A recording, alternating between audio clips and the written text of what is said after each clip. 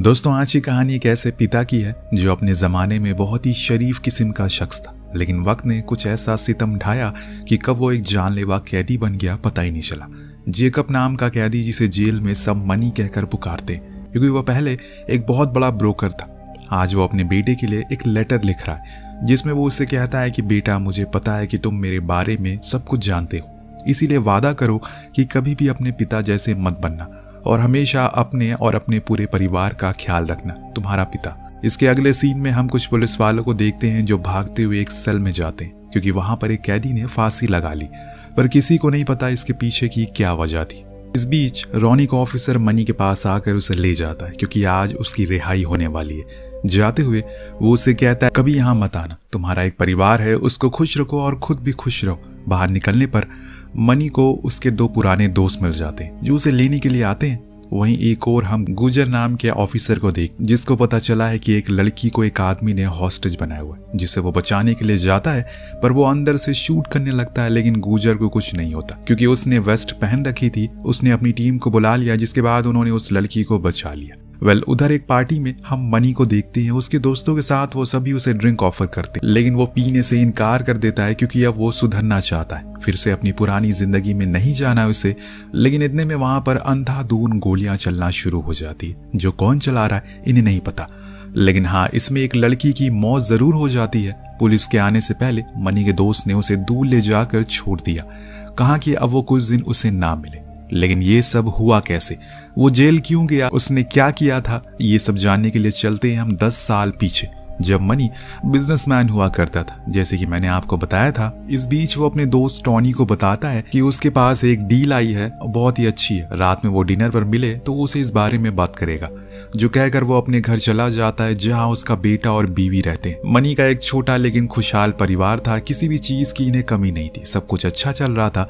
आज रात जब ये लोग डिनर के लिए मिलते हैं तो सभी बहुत खुश थे, अपने अपने बिजनेस की बातें करते हैं। मनी टोनी को उस डील के बारे में बताता है, जिसके बारे में वो कार में भी बातें करते रहते, पर वो इस चीज में इतना ज्यादा मगन हो जाता है कि मनी को पता ही नहीं चलता कि उसने कब रेड लाइट क्रॉस कर दी। ट्रक से इनकी भयंकर टक्कर हो जाती है और इसमें टोनी की मौत हो जाती। अब इन सभी का इल्जाम मनी के सर पर जाता है, क्योंकि ड्राइव तो वही कर रहा था। उसका वकील उसे समझाता है कि तुम पर अगर इस केस को लगा दिया गया तो इसमें 10 साल से ज्यादा का समय लग जाएगा, पर अगर तुमने इस गुनाह को कबूल कर लिया तो 2 साल में तुम रिहा हो जाओगे। इसीलिए मेरी बात मानो और कबूल कर लो।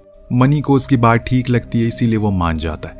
लेकिन उसकी पत्नी को ये ठीक नहीं लगता। वो चाहती है कि वो इस जेल से साफ सुथरा जल्दी से बाहर आए, पर मनी उसे समझाता है कि वो जो कर रहा है वो उन दोनों के लिए सही है, इसीलिए जब तक वो बाहर नहीं आ जाता तब तक वो उसके बेटे का ख्याल रखे। अपना भी सीन शिफ्ट होता और हम एक बार फिर से प्रेजेंट में आते हैं, जहां हमने गुजर को दिखाया जाता है, जिसे पता चला कि कुछ लोग जो शहर में हथियारों का व्यापार करते हैं।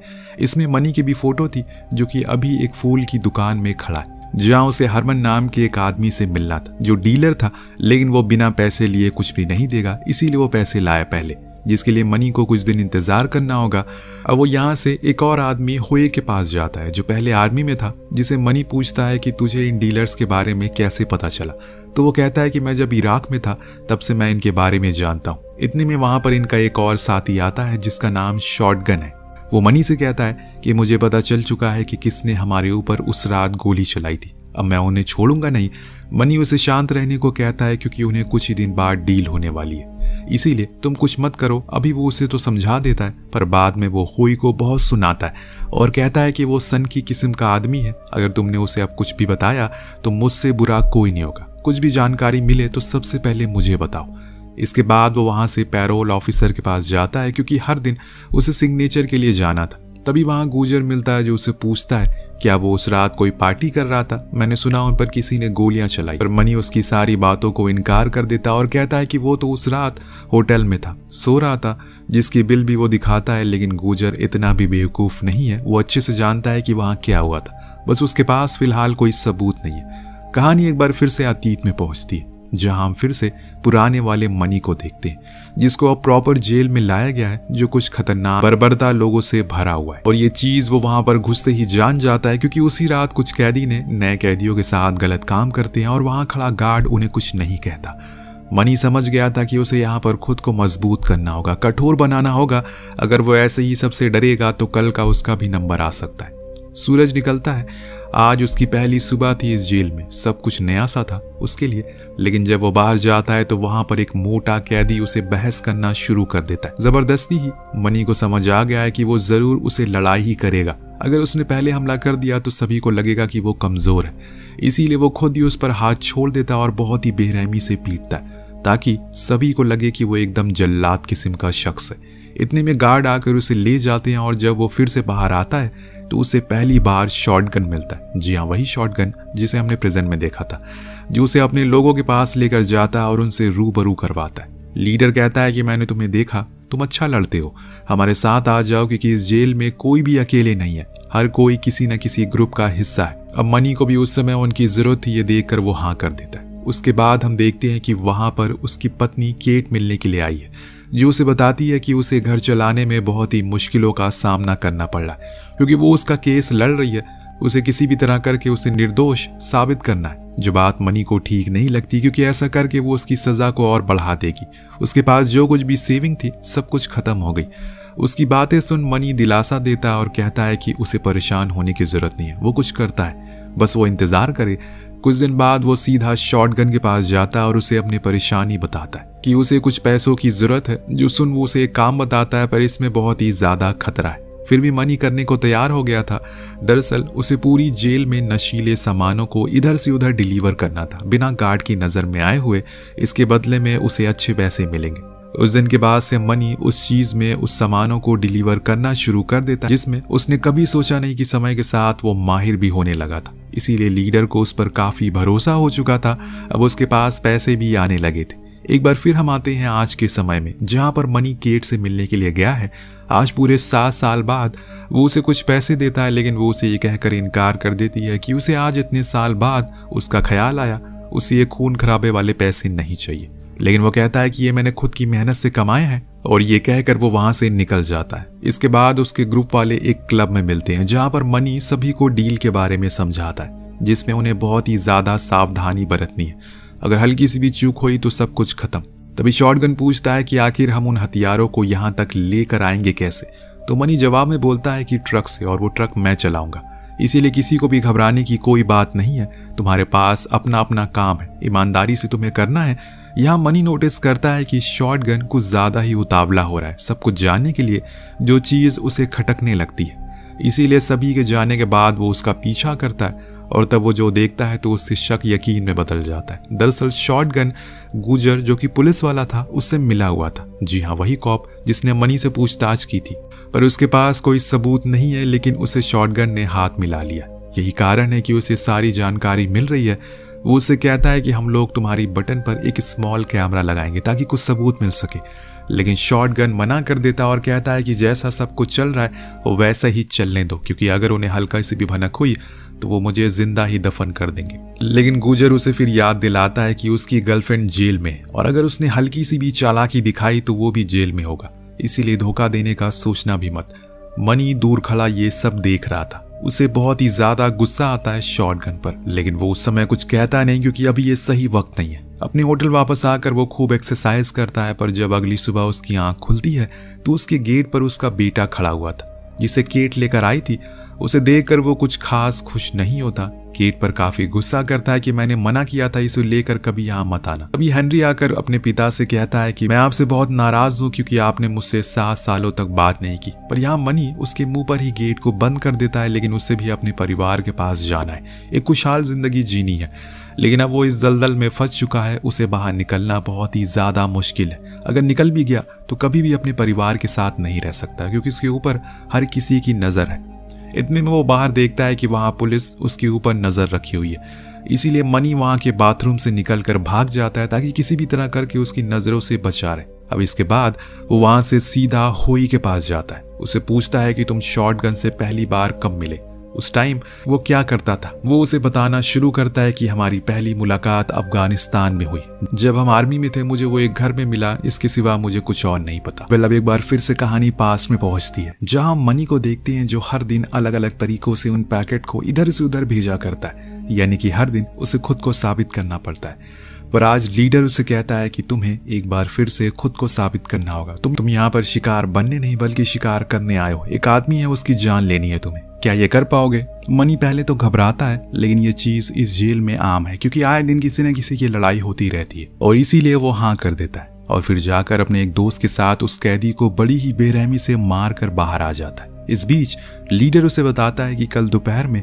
यहाँ से कुछ देर के लिए गार्ड जाने वाले, जिसका सभी गैंग वाले फायदा उठाएंगे और एक दूसरे को मारने की कोशिश करेंगे। इसीलिए बेहतर है कि तुम अपनी और अपने गिरोह की लोगों की हिफाजत करना। वो मान जाता और फिर हम अगले दिन देखते हैं जो ब्रूनो ने कहा था वो सच में होने लगा है। सभी एक दूसरे को जान से मारने लगे हैं, वो भी बहुत ही बुरी तरह से।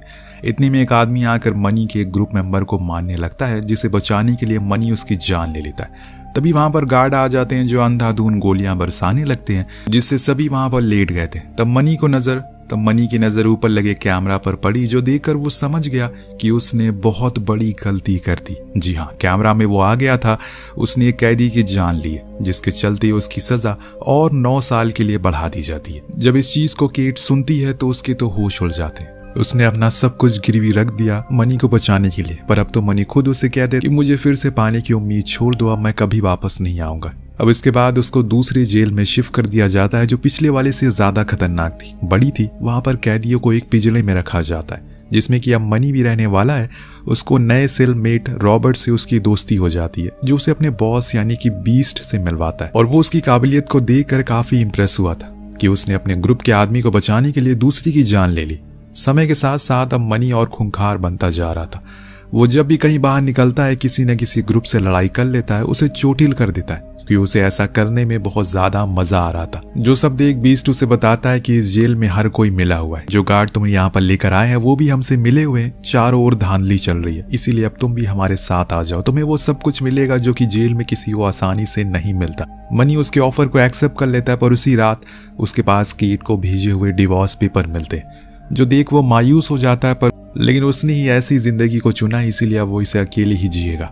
आए दिन जेल में लड़ते झगड़ते 9 साल का समय बीत जाता है। अब 2 दिन में उसकी रिहाई थी, लेकिन जाने से पहले बीस्ट से काम करने के लिए देता है। वो ये था कि बाहर जाकर उसे एक बड़ा असाइनमेंट लेना है हथियारों का, और फिर उसे उसकी जगह पर पहुंचाना था। लेकिन मनी ऐसा करने से इनकार कर देता है, क्योंकि अब उसे इन सब चक्करों में नहीं पड़ना, अपने परिवार के पास लौटना है किसी भी हाल में। लेकिन बीस्ट उसे धमकाते हुए कहता है कि तुम अब हमारे ग्रुप का हिस्सा हो, बहुत बड़ा दलदल है जिसे कभी बाहर निकला नहीं जा सकता। अपने परिवार की सलामती चाहते हो तो ये काम कर दो। इतना सब कुछ जानने के बाद मनी मान जाता है, क्योंकि वो खुद की गलती अपनी बीवी बच्चों को नहीं देना चाहता। अब आते हैं प्रेजेंट में, जहां पर हम देखते हैं कि मनी वहां से शॉटगन के घर जाता है, जहां उन दोनों के बीच में लड़ाई होने लगती है, जिसमें मनी उसे मार देता है। फिर वहां से निकल गया। कुछ देर बाद गुजर शॉटगन के पास पहुंचा तो उसने उसकी लाश को वहां पर देखा। वो उसे फोन में चेक करता है कि आखिरी मैसेज मनी का था, इसीलिए वो समझ जाता है कि ये काम किसका। उधर हम मनी को देखते हैं जो हथियारों को लोड करने लगा था। सभी से कहता है कि चौकन्ना रहना, जिसके बाद वो होई के साथ ट्रक लेकर निकल गया। इस बीच में ही उसे उसकी कनपट्टी पर बंदूक तान दिया। और तुम दोनों का क्या प्लान था? तब होई अपना मुंह खोलता और कहता हमने कुछ हथियार कहीं और छुपाए हैं, जिसमें से हम आधा आधा हिस्सा लेने वाले थे। ये सुन मनी उसे कहता है कि मैं तुम्हें छोड़ दूंगा, लेकिन याद रखना अगर मुझे कहीं मिले दोबारा या फिर किसी से मेरे बारे में कुछ कहा तो मैं तुम्हें मार दूंगा। वो उसे वही ट्रक से धक्का दे देता है और खुद ट्रक चलाने लगता है। लेकिन यहाँ कहानी में एक ट्विस्ट आता है। मनी गुजर को अपनी लोकेशन सेंड कर देता है, जो देख वो भी हैरान था। और वो अपनी पूरी फोर्स लेकर उस लोकेशन के लिए निकल जाता है। इधर ये हरमन के पास पहुंचता है। उसके लोग पैसा लेकर पहले खड़े थे। मनी ने उन्हें हथियार सौंप दिए। जैसे ही पैसे लेने की बारी आई, वहां पर पुलिस आ गई, क्योंकि मनी ने उन्हें पहले ही बता दिया था। अब इसके बाद तो उसे फिर से जेल में डाल दिया जाता है, जहां पर वो पहले था। पर इस बार उसके पास गुजर आता है, जो उसे डील करता है कि अगर उसने बीस्ट के बारे में कोर्ट में बताया, गवाही दी, तो वो उसे छोड़ देगा। लेकिन मनी मना करता है, क्योंकि अभी उसे एक अधूरा काम पूरा करना है। और इसीलिए वो फिर से उसी केज में जाता है जहां पर बीस्ट बंद था। उसके गार्ड उसके केज की चाबी देते हैं, देन उसे ओपन करते हैं। फिर दोनों में बहुत ही भयानक लड़ाई होती है, जिसमें बीस्ट मारा जाता है। जो देख मनी वहां खड़े गार्ड से कहता है कि तुम अपनी रिपोर्ट में यही लिखोगे कि पहले इसने मुझ पर हमला किया, ताकि मुझे सिर्फ 8 साल की सजा हो। अगर तुमने ऐसा नहीं लिखा तो तुम्हें मैं बता दूं कि मैं इस जेल का नया लीडर हूं। अब दरअसल दोस्तों, मनी नहीं चाहता कि वो फिर उन्हीं कामों में फंस जाए, इसीलिए उसने जड़ को ही खत्म कर दिया। अब कुछ साल और इंतजार करने के बाद वो फ्री रह सकता है, क्योंकि तब उसके पास उसके ऊपर किसी भी प्रकार का कोई दबाव नहीं रहेगा, क्योंकि किसी को नहीं पता कि वो लोकेशन किसने सेंड की थी पुलिस को। पुलिस भी वही रिपोर्ट लिखती है जो मनी ने कहा था, जिसके बाद से उसकी सजा फिर से शुरू हो गई। अब उसे अपने घर वालों की बहुत याद आती है। एक दिन उसके बेटे का उसके पास लेटर आता है, जिसमें उसने लिखा था कि माँ ने बताया कि आपने एक इंसान की जान ली। मैं आपको अपना हीरो मानता था, लेकिन अब मैं आपकी तरह कभी नहीं बनना चाहता हूँ। ये पढ़ मनी पूरी तरह से टूट गया। अच्छी खासी जिंदगी तो वो जी रहा था, लेकिन समय ने ऐसा करवट लिया कि सब कुछ आज खत्म हो गया। अब बस उसके पास बची है 2 चीजें, उसकी बीवी बच्चों की फोटो और ये अकेलापन, जिसके साथ उसे आने वाले 8 साल काटने हैं, जिसका अंत यहीं पर हो जाता है। कहानी से ये सीख मिलती है कि जुर्म एक ऐसा दलदल है जिससे आप कभी उसे बाहर नहीं निकल सकते। अगर आप निकलने की भी कोशिश करेंगे तो वो दोबारा उसमें आपको खींच लेगा लालच देकर। आपको कहानी कैसी लगी कमेंट करके जरूर बताएगा। मिलते हैं अगले वीडियो में। Thank you so much watching. Peace out.